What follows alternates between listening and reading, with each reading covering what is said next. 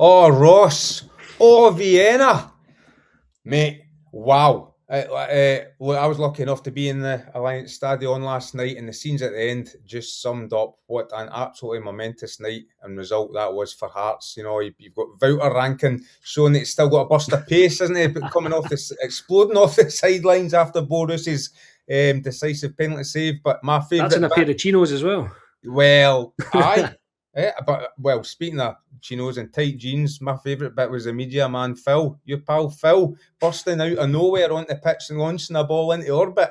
It was so good. The joy that poured out of the Hearts backroom team and players was just summed up what an incredible moment it was. A huge night for the club. The way they did it, coming back from losing from being a goal down, from being a man down, to level, go into extra time, take the lead, then lose a heartbreaking last-minute goal. I think at that point, the vast majority of us thought the worst. But then to go on and win the penalty shootout, I mean, Hearts were like walking wounded for most of that extra 30 minutes extra time. Calvin Miller basically limped his way through the whole half hour and then still managed to come up with a worldie. It was just an incredible evening, mate. I mean, proper heroic stuff. What was your take on it? You're a big Jambo, right? I think we all know that. It's safe enough to put that out there. How was it for you?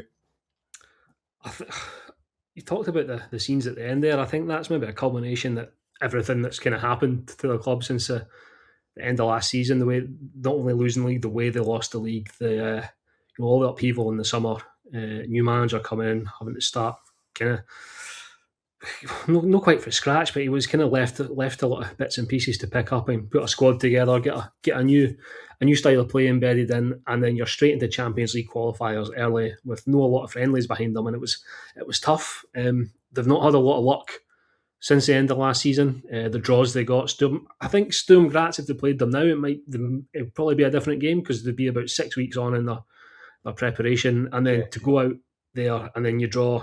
I think Benfica were I think I'm right in saying they're the highest ranked teams of all the qualifiers across 3 competitions, which was just ridiculous. What were they doing in Europa League qualifiers? Oh, it's nuts, isn't it? It's nuts. The team that went unbeaten all season last season. Yeah. Look about 300 odd million squad, but then Hearts were okay. The tie's gone, but I think that 1-1 draw at Tynecastle gave them a bit of confidence, especially the way they played.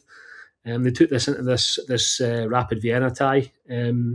I think you look at last season when Rapid Vienna played Dundee United, that would have given Hearts a wee bit of belief. And when you look at, they finished 5th last season. Yeah. And comparative to Sturm Graz, I think Sturm Graz were a better side. You look at Lask were a better side. You saw what they did to Celtic. So I think this one, I always kind of thought it was going to be a bit more even than people were maybe making out. I think you kind of see the name Rapid Vienna. They've been pretty much a staple in European football over the last couple of decades.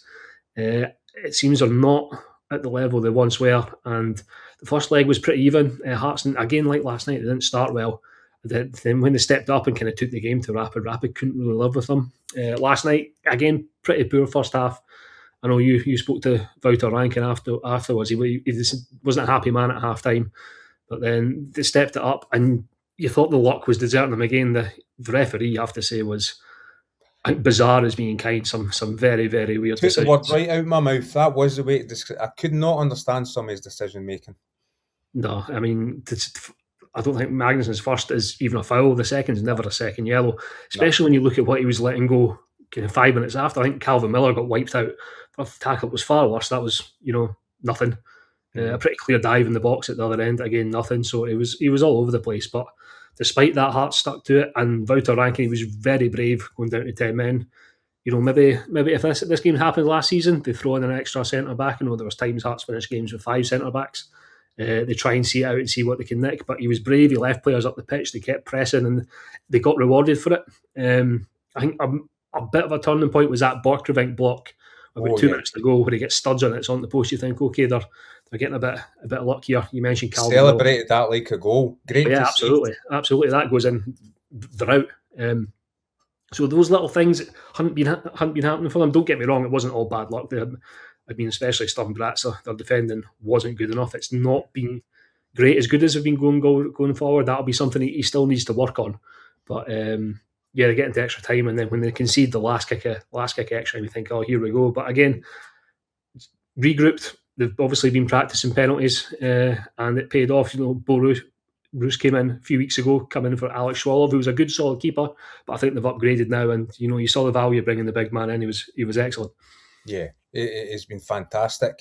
What you said there about Rankin at half-time, you're right, and he was totally right to be angry at half-time. Hearts hadn't come out the blocks for the second week in a row. It wasn't anything particular tactical that he changed. I know he brought in Vrancken at left back and moved McCart into centre defence, but it was just a case, I think, of having a bit more belief and getting in about Rapid, get further up the park and get in about them, basically. There was nothing tactical that changed it. But boy, did Hearts change the flow of that game in the second half. It was great to see. And I thought Rankin, you mentioned it there, his substitutions were spot on.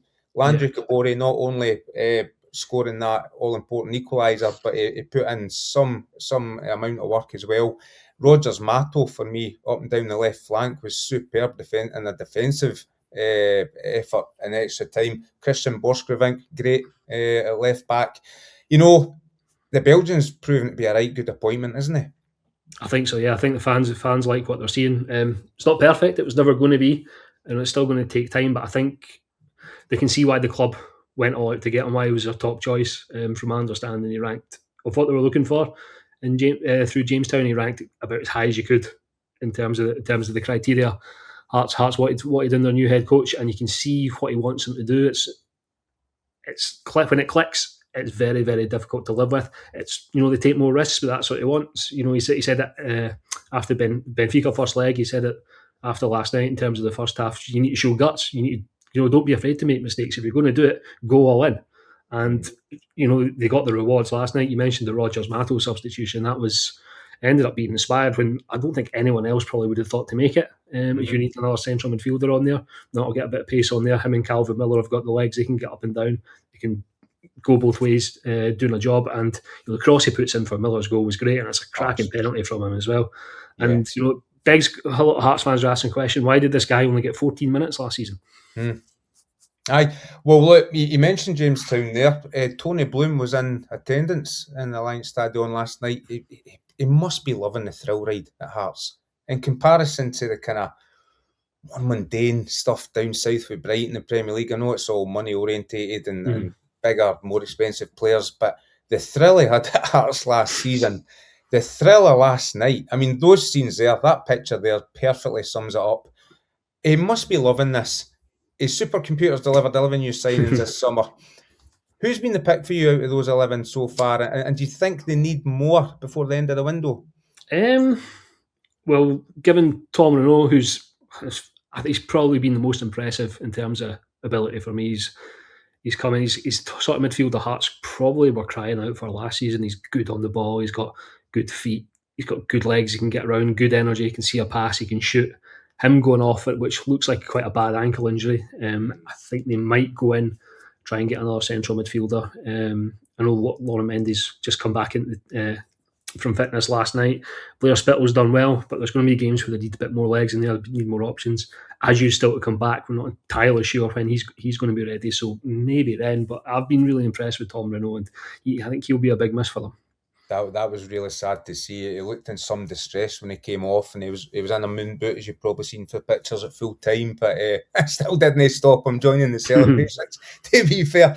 You're talking about legs. I think they might struggle against St Johnstone for that on Saturday. He's going to have to use his squad wisely, Wouter Vrancken. But sticking with Euro theme, finally with Hearts, they did make such a mess at this stage 2 years ago in the league phase. Blown qualification to the Minnows Petro Cup, and what was one of the club's worst Euro results, I'd say. You confident? I know the draws tomorrow. We don't know the 6 teams they'll face yet, but you confident that they can go one better and get into the knockouts? I think it's a better squad than they had under Neil Critchley 2 years ago, who, let's be honest, was in the wrong movie for the start, and I think it was a matter of if, not when, he was going after that result. I didn't think he was the right man at the time. He eventually proved that. I mean, I'm sure he was a decent guy. Didn't have any dealings with him, but he just never struck me as a Hearts manager. And finishing bottom 6 after a result like that, I think the way they're set up under Wouter Vrancken, and obviously he's kind of come in with a different attitude, a different way of looking at things. I think it might suit them in Europe. you can tell they're trying to play more football. They're trying to keep possession, but they're trying to play quickly. They're trying to press high.